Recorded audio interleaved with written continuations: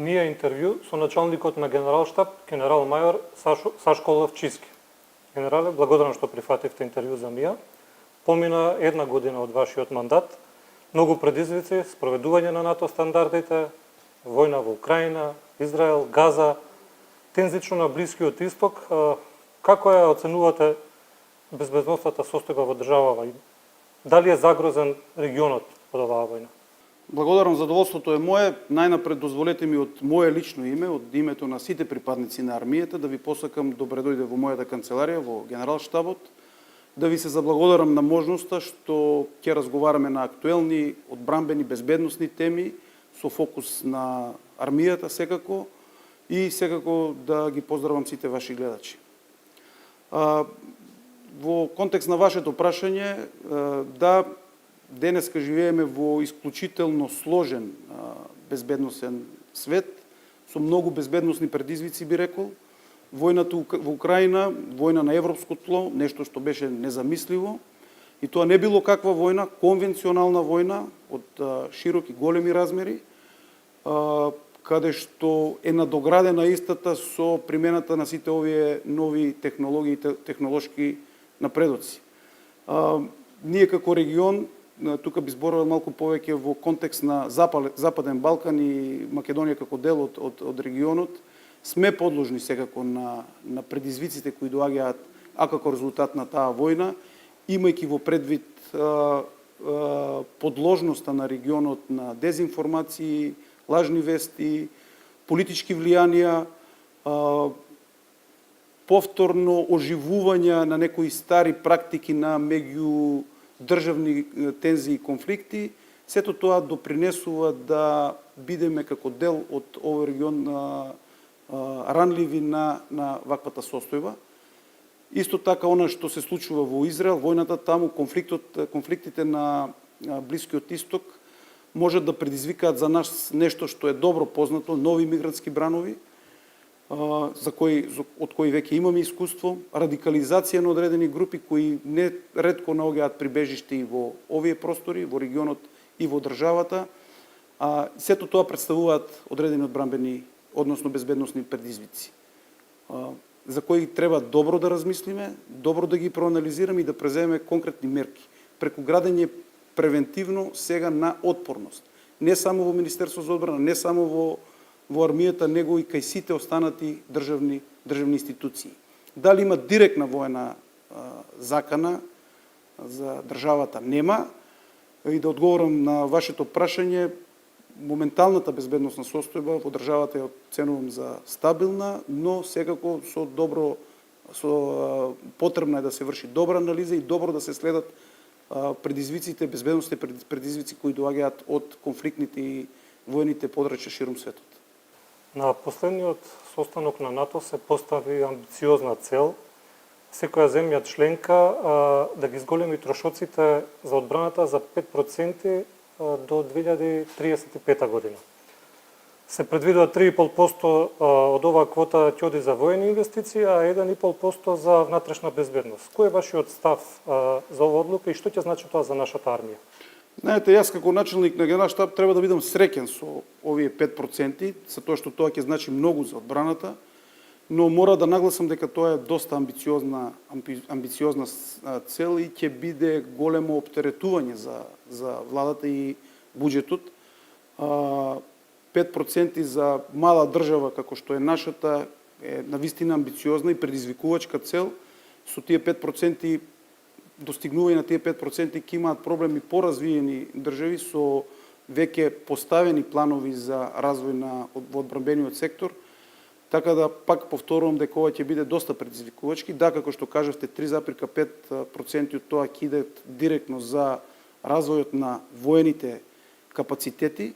Тука пред се мислам за модернизација, за понатаму надградба на веќе постоечки системи, подобрување на капацитетите во однос на командување и контрола, логистичката подршка, ако сакате, односно се оно што влие врз директно подигнување на борбената готовност на армијата, при што ќе се задоволат не само НАТО побарувањето, него и националните одбранбени капацитети. Сето тоа би одело во насока на зголемување на интероперабилноста и оперативноста на армијата и во контекст на НАТО целите на способност, но во исто време ќе биде и во контекст на зголемување на националните одбранбени капацитети.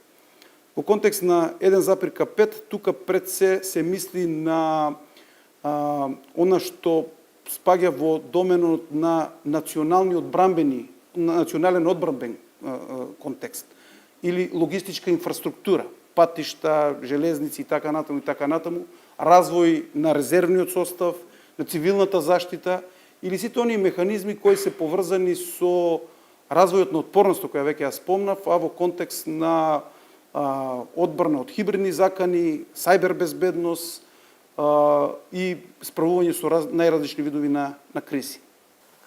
Во текот на изминатата година остваривте бројни средби со ваши колеги од земјите сојузници во НАТО, меѓутоа имавте и посета на началници на генерал-штабови од други земји. Дали на дел од овие конференции генералниот фокус на дискусиите има поврзано со актуелните состојби во Европа и Блискиот Исток? Да, како што кажавте, значи остварив неколку официјални средби, но и сите оние конференции на кои што учествувам како началник на генерал-штаб, дали се тоа регионални, дали се од доменот на обврските кои ги имаме према НАТО, Алијансата на војниот комитет, остварувам средби со началниците на генерал-штабовите од другите НАТО членки. И во право сте, во фокусот на дискусиите кои ги имаме е актуелната безбедносна состојба, и неретко дискутираме како да ги подобриме одбранбените капацитети, сопствените, националните и НАТО одбранбените капацитети, а се со цел подобро да одговориме према тие предизвици. Како држава, како држави, како регион и на крајот на денот и како НАТО алијанс. Искрено да ви кажам, овие средби се многу значени, не само за мене, верувам и за моите колеги и за останатите началници, заради тоа што не само што разменуваме искуства, каков пристап имаме кон проблемите и предизвиците кои се пред нас, а во контекст на развој на одбранбените капацитети, туку и размена на искуства од доменот што треба да превземеме во контекст на подобрување на борбената готовност, практично подобрување на борбената готовност, имајќи ги во предвид нивните искуства. Неретко, и ова е, да речеме, една од моите филозофии, како началник на генерал-штаб на релативно млада НАТО членка, да ги земам во предвид нивните позитивни искуства, нивните практики при развојот на капацитетите и способностите од држави со поголемо искуство и како такви да ги применувам или да ги имплементирам кога тоа го правиме тука кај нас дома. Ова сметам дека е добра практика од проста причина што со тоа се заштедува и време и пари, се заштедуваат ресурси, а се постигнува бараниот ефект. И би додал тука пред се по-конкретно на официјалните посети, кога се, условно кажано, тет-а-тет средби со началниците, договараме пред се обуки, вежби, активности кои се во доменот на развојот на одбранбени капацитети со предзнак на подигнување на борбената готовност. Во Турција учествувавте на конференција за безпосадни системи. Војните оперативни средини се менува ли начинот на војување во светот и како нашата армија го препознава значењето на овие системи? Да, одлично прашање и очигледно неизбежно прашање. Дроновите или беспилотните системи се стана секојдневие денеска или интегриран дел на денешното војување, односно на денешното војувалиште. Не може и да се замисли веќе некоја борбена операција или конфликт, криза без употреба на тие беспилотни летала. Ако до пред некое време истите беспилотни летала, односно дроновите ги користивме само за извидување и наблюдување, опсегот сега кој што го пружаат истите е многу поголем. Голема, огромна улога имаат во офанзивните задачи. Значи, тие истите се вооружени со одредени системи и се користат при реализација на офанзивни операции. Од доменот на логистичката поддршка, од доменот на сајбер напади или заштита од сајбер напади. Значи, земено во целост, беспилотните летала стана незаменлив дел од денешното војувалиште, што подразбира промена на доктрините, што подразбира променат на начинот на војување и тоа каде тие беспилотни или автоматизирани системи се наоѓаат во организацијско-форматската структура на државите. Сходно на тоа и ние во нашата армија водиме сметка за тоа. Веќе имаме одредени планови како, што и каде треба да промениме и доктринарно и во однос на организацијско-форматската структура со цел да извршиме интеграција на тие системи. Нормално тука е потребата и за набавка на истите. Веќе со министерот разговараме на таа тема и за многу брзо време овие системи ќе бидат и дел од нашата армија. Во контекст на претходното прашање, кои се приоритетите за модернизација на армијата во наредните години и кои нови системи и опреми се планираат да бидат воведени до крајот на 2025 година? Значи, модернизацијата и опремувањето на армијата е предвидена во два стратешки документи. Едниот е стратегискиот одбранбен преглед од 2018 и долгорочниот план за развој на армијата. И двата документи, едниот и другиот, се веќе ја постигнаа својата вредност, мора да претрпат одредени би рекол надградби, а со цел да се прилагодат кон новите закани и ризици кои ги дискутиравме пред малку. Во тој контекст, во контекст на модернизацијата и во опремување, тековни проекти се опремувањето на армијата со лесните оклопни возила GLTV и Страйкер. Во однос на GLTV-та, 2/3 од истите се веќе пристигнати, уште 1/3, некаде помалку од 30-тина, поконкретно 29 возила треба да пристигнат до крајот на годината, заедно со Страйкер возилата и да бидат дел од македонската армија.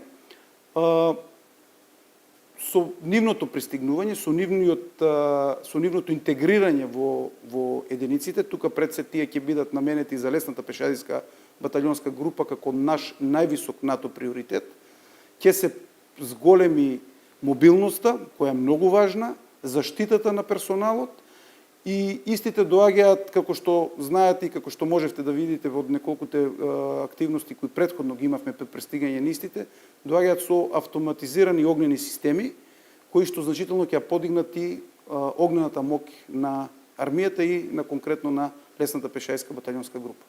Во тој контекст, до крајот на годината и веќе со почетокот на следната година, очекуваме да пристигнат и системите за противвоздушна одбрана Мистрал 3, ракети со краток дострел, кои што исто така треба да ги подобрат капацитетите и можностите на армијата и борбената способност на армијата во контекст на справување во контекст на противвоздушната одбрана.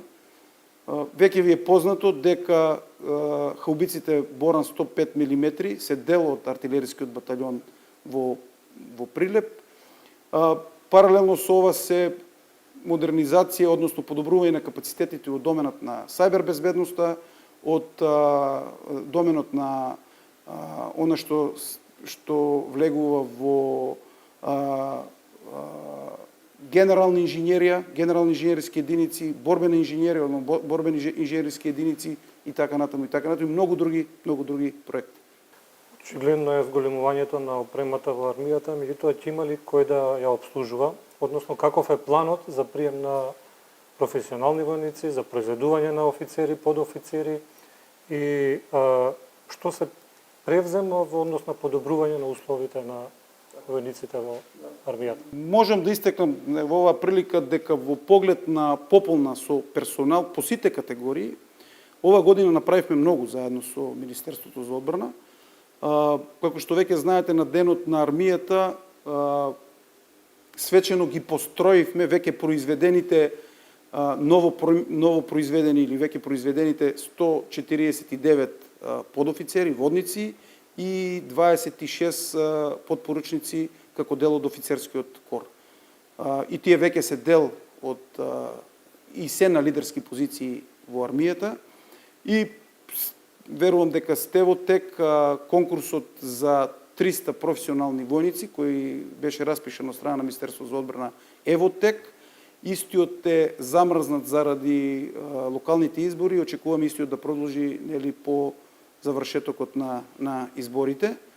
Ова е значаен допринос заради тоа што и значајна работа би рекол заради тоа што персоналот сепак и во општество на забрзан технолошки развој кој посебно место најде во одбраната, персоналот сепак останува нешто што е многу важно.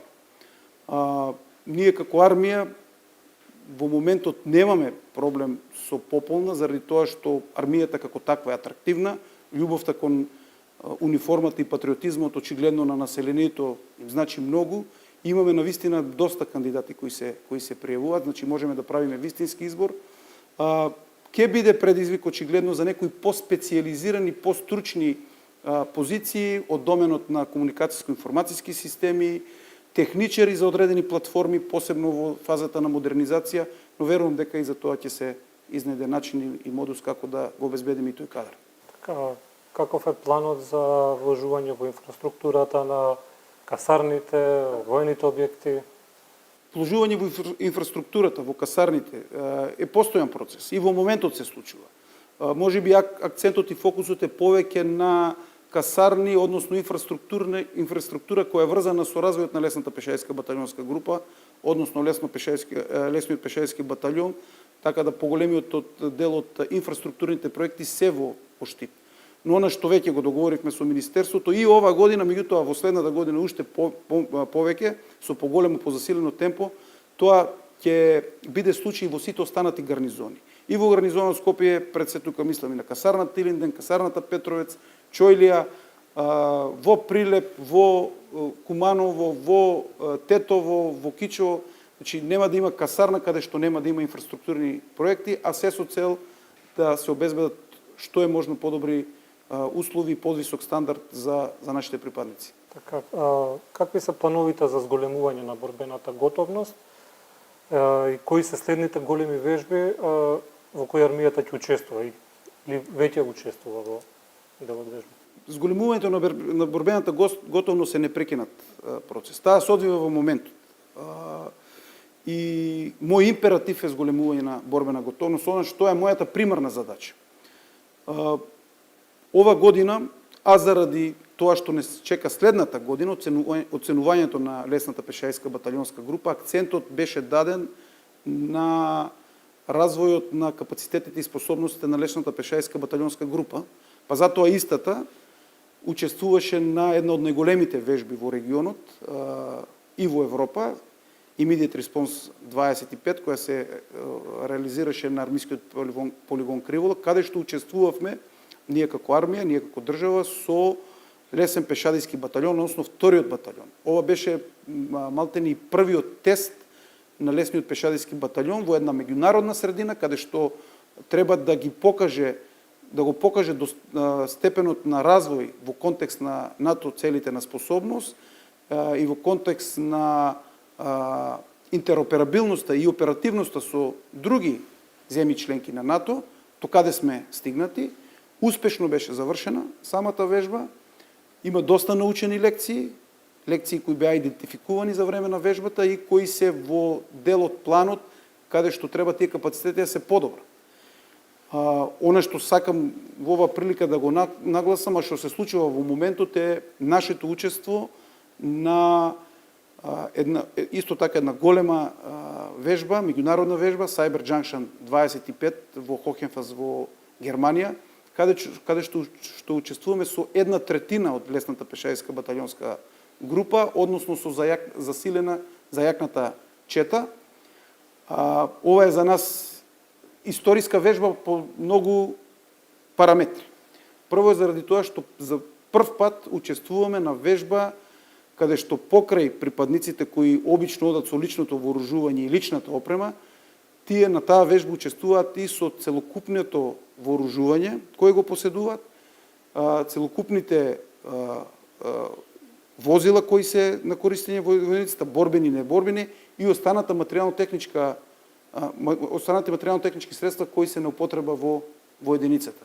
Значи зборуваме некаде за отприлика околу 50 возила, борбени, неборбени, голема количина материјално-технички средства и околу 280 припадници. Навистина историски, заради тоа што ова е за прв пат да пратиме единица на вежба, меѓународна вежба, да извршиме незино и успешно префрлање од точка А во Штип до точка Б во Хохенфелс во Германија, значи да ја завршиме првата фаза на диплојмент, односно распоредување, и при тоа може да кажам дека ова прва фаза ја завршиме без никакви проблеми.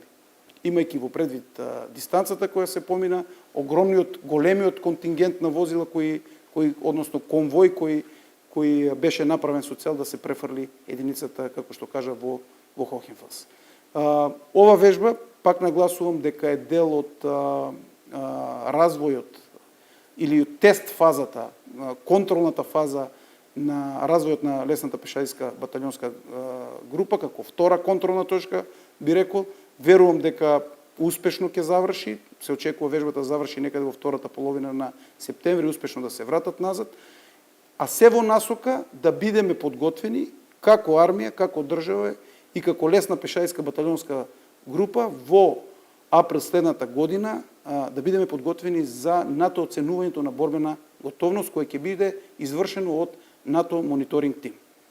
Каде што после завршената валидација на борбената готовност, можеме, доколку биде успешна, да кажеме дека сме ја исполниле ова примарна НАТО цел на способност, која е многу важна, верувајте, за кредибилноста на армијата. Така, добро, за крај би прашал како се одвива процесот на интеграција во Алијансата и кои се најголемите предизвици во исполнување на НАТО стандардите во армијата? Како и за борбената готовност, така и процесната интеграција во НАТО Алијансата е секојдневен процес, секојдневна обврска.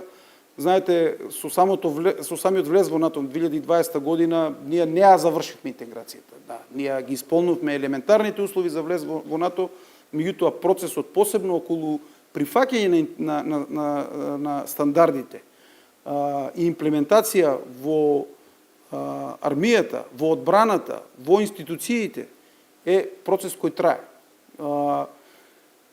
Предизвиците пак доаѓаат од она кои се моменталните закани и ризици, кои се потребите, кои се побарувањата кои доаѓаат од НАТО Алијансата, како да се одговори на тие предизвици, како интегрирано да се одговори на тие предизвици со другите НАТО члени, во контекст во кој регион припаѓате, во кој регионален план припаѓате.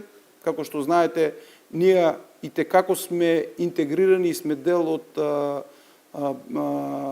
безбедносната архитектура или во контекст на тоа каде пружаме одбрана во однос на одбранбените планови на НАТО, се наоѓаме на источното крило на НАТО и тука даваме значителна поддршка. Значи, сета таа интеграција кон НАТО, прифаќање на стандардите, имплементација во армијата и пошироко, се во контекст на интеграција во НАТО, како што спомнавте и вие. Генерале, ви благодарам за ова интервју.